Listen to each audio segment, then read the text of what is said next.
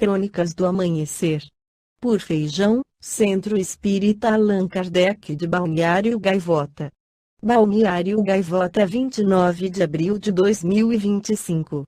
Romanos faziam ritual secreto para Deus do vinho proibido pelo Senado. Parte 1. Uma descoberta no Parque Arqueológico de Pompeia, na Itália, revelou que os romanos faziam rituais secretos para exaltar Dionísio, o deus grego do vinho. Uma sala de afrescos que dava acesso a um jardim onde ocorriam os rituais foi encontrada durante escavações e está localizada no centro da cidade. Nas paredes foi usada a técnica megalografia, quando se pintam figuras em tamanho real. Os especialistas acreditam que o local era usado para banquetes 100 anos antes da erupção do vulcão Vesúvio, que deixou cerca de 2.000 mortos. As escavações nessa região da Pompeia começaram em fevereiro de 2023 com o intuito de analisar 3.200 metros da cidade. Atualmente, os trabalhos estão na fase final. O governo italiano investiu 33 milhões de euros, cifrão mais de 200 milhões, para o avanço dos estudos no local. Ao analisar a pintura, os arqueólogos descobriram se tratar da procissão de Dionísio, retratando dançarinos, caçadores, jovens sátiros que tocavam flauta, e acrobacias que mostram o sacrifício pelo vinho. Os especialistas batizaram o local de Casa do Tiasco, em referência ao cortejo de Dionísio. Esses tipos de culto eram comuns na antiguidade, muitas vezes, misteriosos, pois eram acessíveis apenas àqueles que fizeram uma iniciação. Por isso, o ritual era proibido na Itália desde 186 a.C. pelo Senado romano. Eles eram chamados de bacanalias e não podiam acontecer por conta de sua imoralidade. Mesmo assim, o país nunca desistiu da tradição e continuou a fazer seus ritos, principalmente no sul. Acredita-se que a pintura foi feita em 40 ou 30 a.C. em 100 anos, hoje será visto como histórico.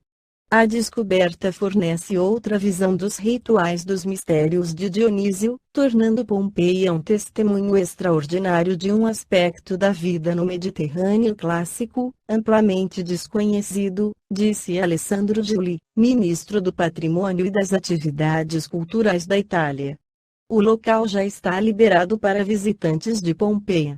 Grupos de 15 pessoas serão recebidos todas as sextas-feiras, por um funcionário que os levará ao local. No Livro dos Espíritos, Allan Kardec esclarece sobre o politeísmo 667.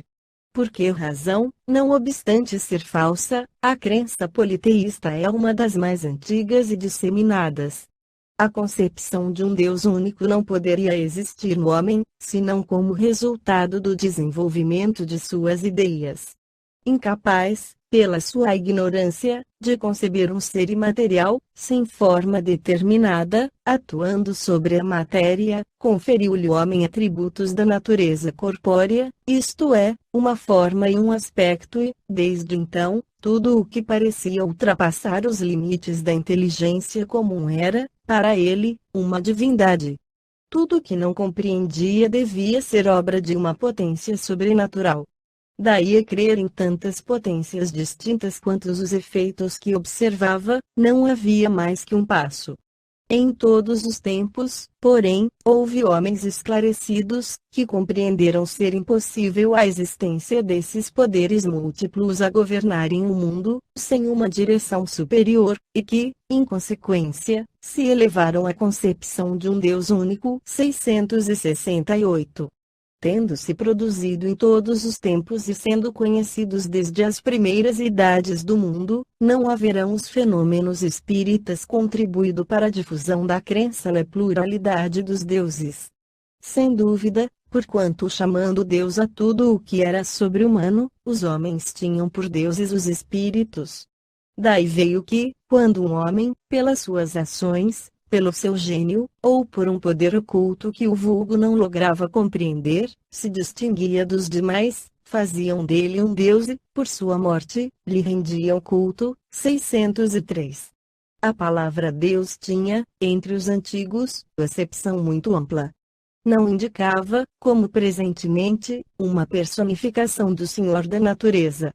Era uma qualificação genérica, que se dava a todo ser existente fora das condições da humanidade.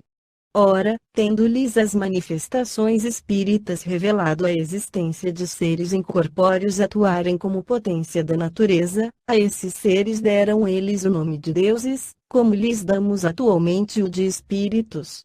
Pura questão de palavras, com a única diferença de que, na ignorância em que se achavam, mantida intencionalmente pelos que nisso tinham interesse, eles erigiram templos e altares muito lucrativos a tais deuses, ao passo que hoje os consideramos simples criaturas como nós, mais ou menos perfeitas, que se despojaram de seus envoltórios terrestres. Se estudarmos atentamente os diversos atributos das divindades pagãs, reconheceremos, sem esforço, todos os de que vemos dotados os espíritos nos diferentes graus da escala espírita, o estado físico em que se encontram nos mundos superiores, todas as propriedades do perispírito e os papéis que desempenham nas coisas da terra. Vindo iluminar o mundo com a sua divina luz, o cristianismo não se propôs destruir uma coisa que está na natureza. Orientou, porém, a adoração para aquele a quem é devida. Quanto aos espíritos, a lembrança deles se ha perpetuado, conforme os povos, sob diversos nomes, e suas manifestações, que nunca deixaram de produzir-se, foram interpretadas de maneiras diferentes e muitas vezes exploradas sob o domínio do mistério. Enquanto para a religião essas manifestações eram fenômenos miraculosos, para os incrédulos sempre foram embustes. Hoje, graças a um estudo mais sério, feito à luz meridiana, o espiritismo, escoimado das ideias supersticiosas que o ensombraram durante séculos, nos revela um dos maiores e mais sublimes princípios da natureza. Esta foi a crônica do amanhecer de 29 de abril de 2025. Por Alfredo Feijão Lopes.